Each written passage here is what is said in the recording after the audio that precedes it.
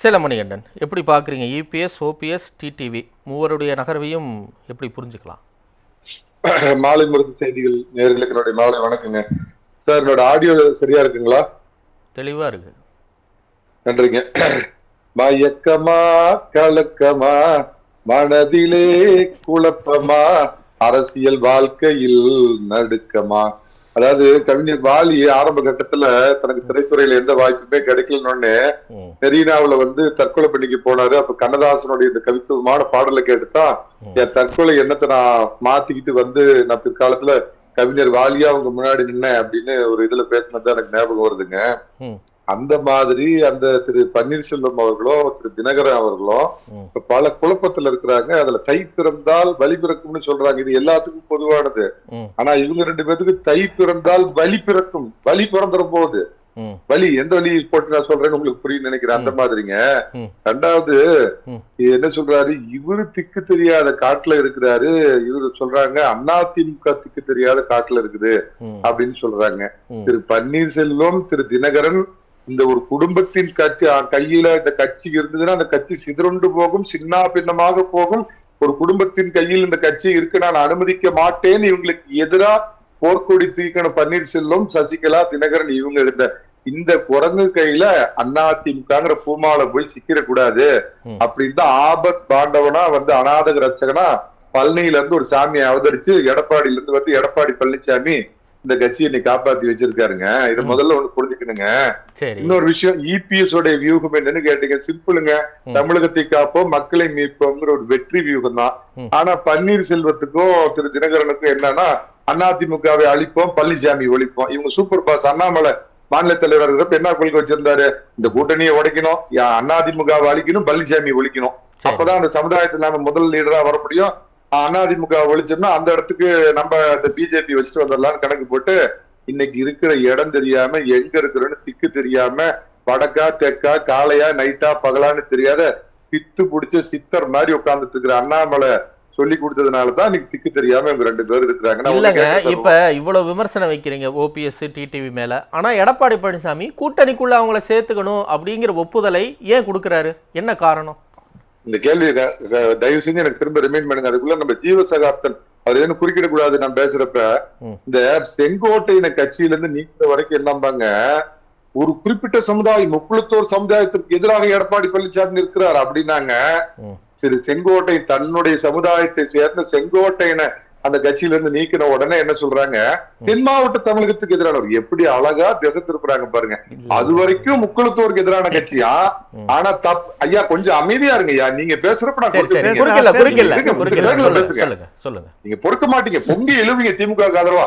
உங்க டேர்ன் வரைக்கும் பொங்குங்க உதயசூரியன், கொஞ்சம் அப்ப பொங்குங்க. சரி, ஓகே. அந்த டியூனிங்க கவனிங்க. அதுக்கு முன்னாடி முக்குளத்தோருக்கு எதிரான கட்சி, ஏன்னா 3 பேர் ஒரே சமுதாயம்.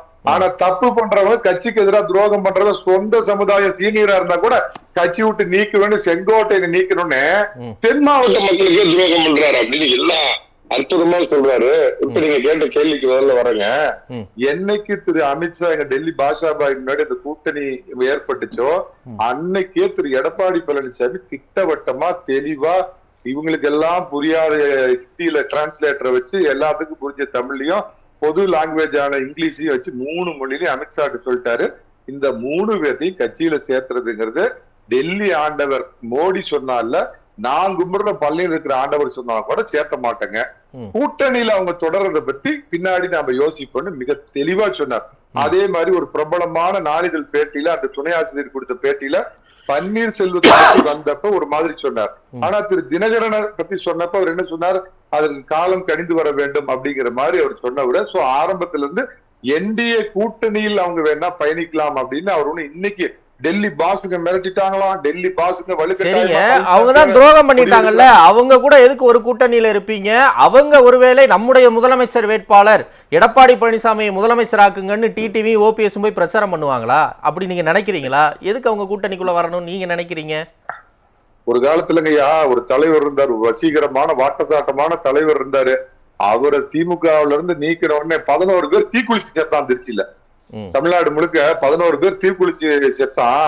ஆனா இப்ப பாத்தீங்கன்னா ஒரு 2 மாசம் முன்னாடி பாக்குறேன், அந்த வளர்ச்சி தலைவர் இன்னைக்கு பாராளுமன்றத்துல மன்னிப்பு வெளியிடம் பண்ணிக்கிறார் அப்படின்னு பாவம் பரிதாபமா துண்ட கருப்பு துண்ட இழுத்து போட்டுட்டு பேச அவர் எதுக்கு கட்சி ஆரம்பிச்சாரு? கருணாநிதி மீதையும் திமுக மேலேயும் அவர் வைக்காத குற்றச்சாட்டா, ஐயோ என் மீது கொலை குற்றம் சாட்டி விட்டீர்களே, கொலைப்பழி சுமத்தி விட்டீர்களே, உங்களுக்கு நான் அப்படிலாம் இருந்தேன், செருப்பா இருந்தேன், அதா இருந்தெல்லாம் பேசிட்டு இன்னைக்கு திமுக உட்கார்ந்து நல்லா வாசிட்டு இருக்கிறாரு. அரசியல் சார், நான் ஒண்ணு கேட்கிறேன் சார், நான் விஷயத்துக்கு வரேன். இந்த மெயினான பாயிண்ட் சார், அவர் அண்ணாதி சார், அவருக்கு டோட்டலா ஓட்டு இல்லைன்னு நான் சொல்ல மாட்டேன் சார். திரு தினகரன் 6ல ஆரம்பிச்சு அப்படியே ஏதோ தேஞ்சு போய் இன்னைக்கு அவர்கிட்ட ஒரு 1-1.5% வாக்கு இருக்குது.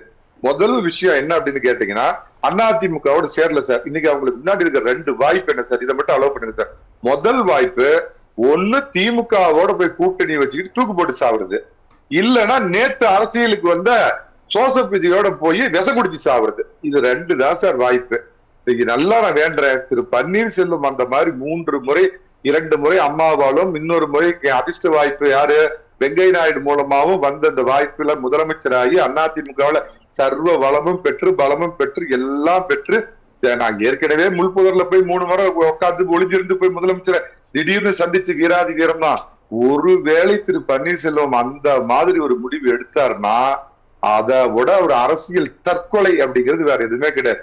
அப்ப திரு எடப்பாடி பழனிசாமி சொன்னது உண்மைதானே, இதை தெரிஞ்சுக்கிட்டு தானே அஷ்டத்வானி எடப்பாடி பழனிசாமி அன்னைக்கே வெளியேற்றினார். அப்ப அவர் சொன்னது சரி. இது ஒட்டுமொத்த அதிமுக காரன், அவரோட பையன் ரவீந்திரநாத் கூட திமுக போட்டு போடாத ஒரு பரிதாப நிலை அடைவார். அதே மாதிரி நம்ம அண்ணன் தினகரன் இருக்கிறார் பாருங்க, அவர் ஒண்ணும் முயற்சியில எடுக்காம இல்லைங்க. அவர் 1 மாசத்துக்கு முன்னாடியே நம்ம பணியூர் பங்கு தந்தைகிட்ட எல்லாம் பேசிட்டாருங்க. அவர் அண்ணா வாங்கினா கூட்டணி வச்சுக்குவோம், நீங்க கேட்கிற அளவுக்கு சீட் எல்லாம் கொடுக்குறேன், ஆனா ஒரு வர்றப்ப 50 லட்டு மட்டும் ஏதாவது ஸ்வீட் கடையில இருந்து வாங்கிட்டு வந்துருங்க, 50 புட்டி லட்டு வேணும்னு. அவர் ஷாக் ஆகி போயிட்டாராம். என்னடா நாம தான் எல்லாத்துக்கும் மீட்டர்ல சூடு வைப்போம், இந்த நேத்து வந்து ஜோசப் விஜய் நமக்கு சூடு வைக்கிறாருன்னு. அப்ப பழனிசாமி அழிக்கணும், அதிமுக ஒழிக்கணுங்கிறதுக்கு 50 புட்டி லட்டை கொண்டு போய் கொடுத்து அரசியல் தவழும் பிள்ளை. அரசியல்னா என்னன்னே தெரியாம யாரோ எழுதி குடிக்கிறது வந்து பிராம்டரை வச்சு வாசிக்கிற விஜய் பின்னாடி போய் நின்னு அம்மாவால் பலம் பெற்ற தினகரன் இந்த கட்சியை அழிக்கணும் அப்படின்னு நினைச்சாருன்னா அதிமுக தன்னை வெகுண்டு இருந்து ஊர்ல இருக்கிற 101 வயசு பாட்டிய கூட கையில தூக்கிட்டு போய் ரெட்டலைக்கு ஓட்டு போடு அப்படிமா. அதனால சார் சும்மா சீர் விடுறாங்க சார். அதாவது இல்ல, நான் கேட்ட கேள்விக்கு பதில் சொல்லுங்க மணிகண்டன். நீங்க பேசுறதெல்லாம் சொல்லிட்டீங்க, நான் விட்டுட்டேன். நான் என்ன கேட்டேன், இவங்கள ஒருவேளை நீங்க கூட்டணியில சேர்த்துக்கிறதுக்கு ஏன் சம்மதிக்கிறீங்க? இவங்கெல்லாம் துரோகின்னா கூட்டணிக்குள்ள சேருவதற்கு உங்களுக்கு ஒப்புதலா? இவங்க 2 பேரும் எப்படி நாளைக்கு எடப்பாடி பழனிசாமியை முதலமைச்சராக்குங்கள், இவர் தான் நம்முடைய முதலமைச்சர் வேட்பாளர்னு அந்த கூட்டணியில நின்று பரப்புரை பண்ணுவாங்கன்னு கேட்கிறேன். கட்சிக்கு துரோகம் செய்தவர்கள், சின்னத்தை முடக்கியவர்கள், ஆளை வச்சு குண்டர்களை வச்சு அலுவலகத்தை உடைத்தவர்கள், அதுக்கு சரி பண்ணவங்க, சின்னத்தை மீட்கிறேன்னு சொல்லி தனக்கு ஆகிக்கிறதுக்கு போய் கையூட்டு கொடுத்தவங்க, இவங்க கட்சிக்கு துரோகிகள். கட்சியில சேர்த்த மாட்டேன், பொது எதிரி, பொது துரோகி, தமிழினத்துக்கே எதிரி. திமுக ஆட்சி அழியறதுக்கு உங்க பிஜேபி கூட்டணியில அவங்க இருக்கிறதுக்கு எனக்கு ஆட்சியர். அவங்கதான் திமுகவுடைய பி டீம் ஆச்சே, எப்படி கூட்டணியில வச்சுப்பீங்க? ஐயா, திமுகவோட பி டீம் யார்? எடப்பாடி பழனிசாமி சொல்லாரா? ஆமா ஆமா, ஒரு நிமிஷம் நீங்களும் சொல்லியிருக்கீங்க. இல்ல இல்ல, எடப்பாடி பழனிசாமி சொல்லியிருக்கிறாரு. இதே சேலம் மணிகண்டன் கூட எத்தனையோ விவாதம் பண்ணியிருக்கேன், நீங்களும் சொல்லியிருக்கிறீங்க, வருஷ கணக்கா சொல்லியிருக்கிறீங்க. ஓபிஎஸும் டிடிவியும் திமுகவுடைய பி டீம் அப்படின்னு பல உதாரணங்களை பட்டியல் போட்டிருக்கிறீங்க. அந்த திமுக பி டீம் வந்து கூட்டணியில வச்சுக்கிட்டு திமுகவை வீழ்த்தணும், அவங்க பொது எதிரி அப்படின்னா இது என்ன லாஜிக்? என்ன இப்ப கம்யூனிஸ்ட் கட்சி இப்ப அவங்களோட திமுகவோட கூட்டணி இருக்கிறாங்கன்னா அப்படி ஒன்றிணைஞ்சு அவங்களுக்கு ஒரு அரசியல் நோக்கம் இருக்குது, பிஜேபி இருக்கிற பக்கத்தை நம்ம எதுக்குங்கிற நோக்கம் இருக்குது. அந்த அடிப்படையில அவர் இந்த பக்கம் வந்து வரலாம் அப்படிங்கிற அடிப்படையில தான் சார். 2வது வெளிப்படையா பேசுறேன்னா பன்னீர்செல்வத்துக்கு தினகரனுக்கு என்ன சார் பெரிய கொள்கை இருக்குது? எங்க அரசியல் வாழ் சார், அரசியல் வாழ்வுல வாழ இருந்த பட்டம் நீல இருந்த ஏனியா போயிட்டாங்க 2 பேரும்.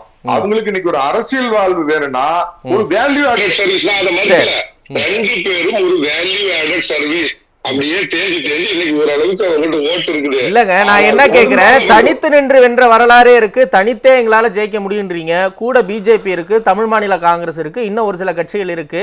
அப்ப தைரியமாவே நீங்க சொல்லலாமே, இவ்வளவு விமர்சனம் வச்சு இவ்வளவு பழி சுமத்தி துரோகம் பண்ணவங்களையும் திமுகவை எதிர்க்கிறதுக்கு கூட நான் வச்சுக்கிறேன் அப்படின்னா நீங்க எந்த பலத்துல இருக்கீங்கன்னு கேட்பாங்களா, கேட்க மாட்டாங்களா? அதுதான் நிறைய பேர் அதிமுக அவர்களுக்காக நன்மை பேசுறது. அனுதினமும் என்னைக்கு பிஜேபியோட கூட்டணி ஏற்பட்டுச்சோ அன்னையில இருந்து எடப்பாடி பழனிசாமி இப்படி எல்லாம் எதிரியா பண்ணக்கூடாதுங்க, அம்மா நெடுஞ்செலினை சேர்த்துக்கலையா, பாவு சண்முகத்தை சேர்த்துக்கலையா மத்தவங்களை சேர்த்துக்குவாங்க வந்து எங்க அட்வைசர் வேலை பண்ணுவாங்கல்ல அந்த மாதிரி அதுதான் சொல்றேன். அப்ப 3.5 வருஷமா கேட்காதவங்க இப்ப கேக்குறாங்களான்னு கேக்குறேன். இப்ப கேக்குறாரு எடப்பாடி.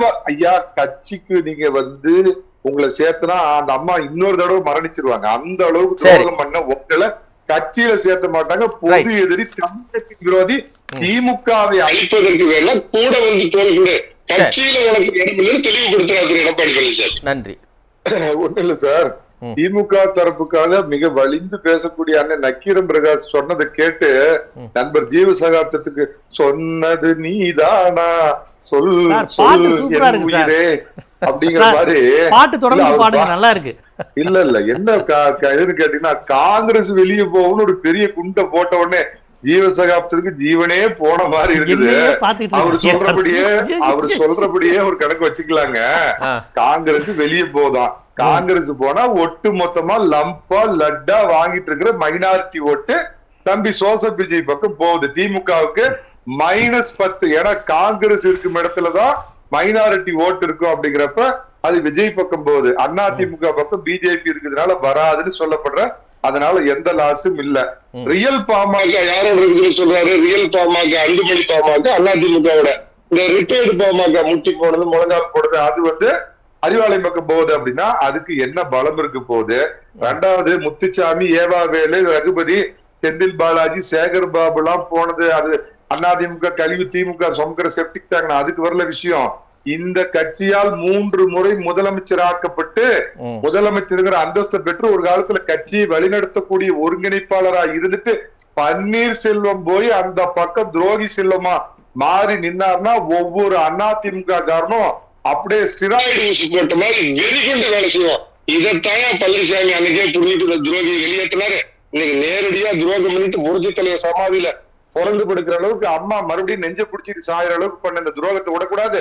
வெறிகுண்டு ஜெயிக்கணும்னு வேலை செய்வான். ஒண்ணு யாராலும் இந்த அம்மா ஜெயிலுக்கு போனாங்கன்னு தமிழக மக்கள் எல்லாம் பேசினாங்களோ, வெறும் சாதாரண சாப்ட்வேர் இன்ஜினியரா இருக்க வேண்டிய தினகரன் இன்னைக்கு இவ்வளவு பெரிய வசதி வாய்ப்போட இருக்கிறதுக்கு எல்லாம் காரணமா இருந்த தினகரன் துரோகத்தை பண்ணனா அதிமுக காரன் இன்னும் வெறிகுண்டு எழுவான்.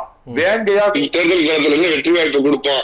அன்னை பிரகாஷ் சொன்ன மாதிரியே நல்ல வேலை ஒரு கடவுளை நம்புறாரா இல்லையா, கடவுள் முழுதில் நடந்து காங்கிரஸ் அந்த பக்கம் போச்சுன்னா நம்ம எனக்கு முன்னாடி சொன்ன பொங்கலூர் மணிகண்டன் 170 இல்ல 200 இடத்துல வந்து லட்சியம் வெற்றி நிச்சயம். அப்ப உங்க வெற்றி உங்களை நம்பி இல்ல, காங்கிரஸ் வெளியே போச்சுன்னா ஒரே குதூகலமா சொல்றீங்க அப்ப வெற்றி உறுதி அப்படின்னு. உங்களை நம்பி இல்ல, கரெக்டா?